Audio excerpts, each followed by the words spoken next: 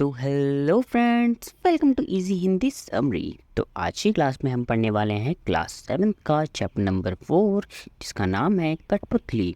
और ये जो कविता है ये लिखी गई है भवानी प्रसाद मिश्रा के द्वारा। और ये कविता बहुत ही ज़्यादा सुंदर है। इसे पढ़कर आपको काफ़ी अच्छा लगने वाला है। तो बिना टाइम को वेस्ट किए इस कविता को स्टार्ट करते हैं। तो इस कविता में कुछ कठपुतलियां हैं जो कि आपस में बातें करती हैं। जो पहला पैराग्राफ है, कठपुतली गुस्से से उबली, बोली ये धागे क्यों है मेरे पीछे आगे, इन्हें तोड़ दो, मुझे मेरे पाँव पर छोड़ दो। तो इन लाइनों से जो पहली कठपुतली है वो कहती है कि मुझे इन धागों में क्यों बांध रखा है, मुझे इन धागों से आज़ाद कर दो और मुझे मेरे पैरों पर छोड़ दो। मैं खुद की मर्ज़ी से घूमना चाहती हूँ, मैं इन धागों से परेशान हो गई हूँ।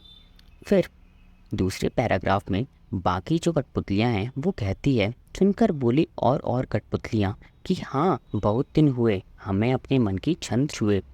मतलब कि इसमें बाकी कठपुतलियाँ कहती है कि हाँ काफ़ी दिन हो गए, हमने इन धागों से आज़ादी ही नहीं पाई।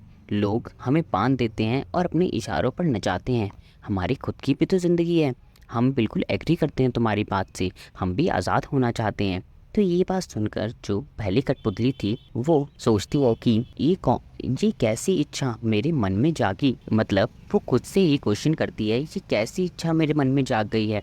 क्योंकि अगर मैं आज़ाद हो गई तो मैं तो खुद को संभाल लूँगी, लेकिन अगर इन दूसरी कठपुतलियों को कुछ हो गया तो उसकी ज़िम्मेदारी तो मेरे ऊपर आएगी। क्योंकि आखिर ये मेरा ही तो आइडिया था कि मुझे आज़ाद होना है और मुझे देखकर ये सब भी आज़ाद होना चाहते हैं।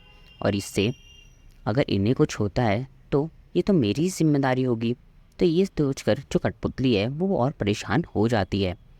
तो इस छोटी सी कविता में सिर्फ इतना ही। इस तरीके की और समरी और कविताएं जानने के लिए मेरे चैनल को सब्सक्राइब करें। हमारे चैनल पे आपको इंग्लिश और हिंदी की सारी चैप्टर्स बहुत ही ज़्यादा शॉर्ट और अच्छे वे में मिल जाएंगे। Thank you.